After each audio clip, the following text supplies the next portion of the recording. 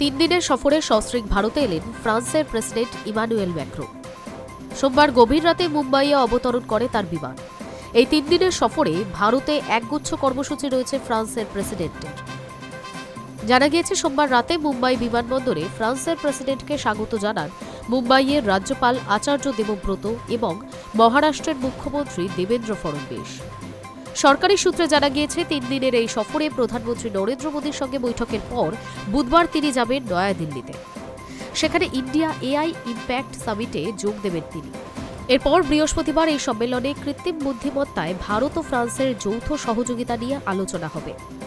তবে এসবের চেয়েও গুরুত্বপূর্ণ হল ভারত ফ্রান্সের রাফালে চুক্তি। ইতিমধ্যেই রাফালে যুদ্ধবিমান কেনার যাবতীয় অনুমোদন দিয়ে দেওয়া হয়েছে, যার মাধ্যমে প্রথম দফায় ভারতের নির্মিত রাফালগুলিতে 30% দেশীয় যন্ত্রাংশ ও সরঞ্জাম থাকবে। পর্যায়ক্রমে তা বাড়িয়ে 60% করার কথা বলা হয়েছে মূল্যায়ন কমিটির রিপোর্টে।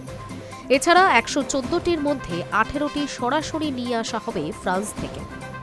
প্রসঙ্গত, 1 দশক আগে ফরাসি সংস্থা দাসো অ্যাভিয়েশনের সঙ্গে রাফাল চুক্তির সময় বায়ুসেনা জানিয়েছিল তাদের দরকার 126টি যুদ্ধবিমান, কিন্তু সেই সময় ফরাসি সংস্থা রাফালকে বরাদ দেওয়া হয় 36টি যুদ্ধবিমানের।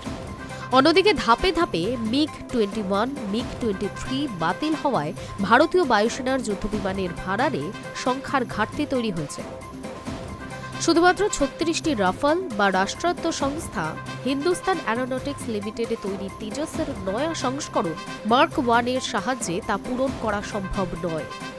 High news network.